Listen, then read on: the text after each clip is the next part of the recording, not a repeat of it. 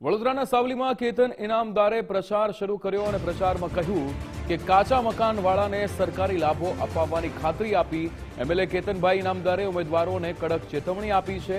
કામ નહીં કરનારા ઉમેદવારોના કાન પકડવામાં આવશે। જીત્યા પછી કામ નહીં કરે તો રાજીનામું।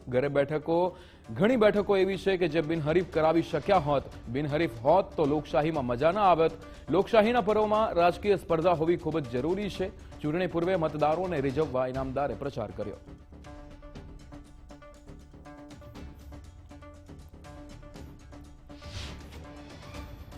ભારતને તો બિનહરીફ પછી 24 થી કેટલી કરાઈ દે, પણ ભાઈ તમને લોકોને મજા ના આવે એટલે ના કરાય। તો બધા અઠવાડિયું આપણે નીકળે કેવી રીતે?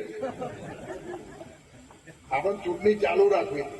ચૂંટણી ચાલુ રાખવામાં એટલા માટે મજા આવે કે ચૂંટણી ચાલુ રહે તો લોકો મતદારો જોડે જાય। મતદારોનું ઋણ એમને ખબર પણ પડે કે અમને મત આપ્યા છે, અમને જીતાડ્યા છે અને અમને જીતાડે અમારે 5 વર્ષ આ લોકોના કામ કરવા પડે।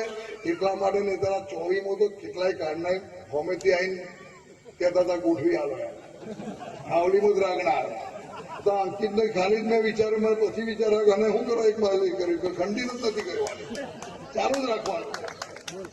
આ 24 તમને કહું, જો બરોડા ભાગોળ મને સપોર્ટ આલે ને તો તમારે એવું ઉમેદવારો 24 માંથી 24 પાકી, અને આ તો પ્યોરા ભાગોળમાં સલીમ અને મુનીર જો મને સપોર્ટ આલે ને તો મારી 24 થી 24 પાકી।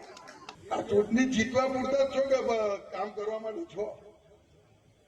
આ વખત તો છે ને તમારા હાથે કહું છું, ચૂંટણી જીતવાના છે એ વિશ્વાસ છે, તમે આશીર્વાદ આપવાના છે એ વિશ્વાસ છે, પણ આમાંથી એક પણ જો ફેલ ગયો ને તો જાહેરમાં ફરી વખત આવી સભા કરીને તમને કહે કે આ વોર્ડના ઉમેદવારને ચૂંટી લાયા હતા પણ હવે નવરો જ નથી, એનું રાજીનામું લઈ લો। અને જેટલી ઝુંપડપટ્ટી છે સાહેબ, જેટલી ઝુંપડપટ્ટીમાં અત્યારે લોકો ભલે ગેરકાયદેસર છે એવું કહેવાતું, હું બાપજીની કૃપાથી આ 1.5 વર્ષની અંદર આ બધાને સરકારી લાભ કાં તો મારો પોતાને જે પણ ભગવાન મને શક્તિ આપે એ પ્રમાણે દરેક જગ્યાએ વિતરણ કર્યા।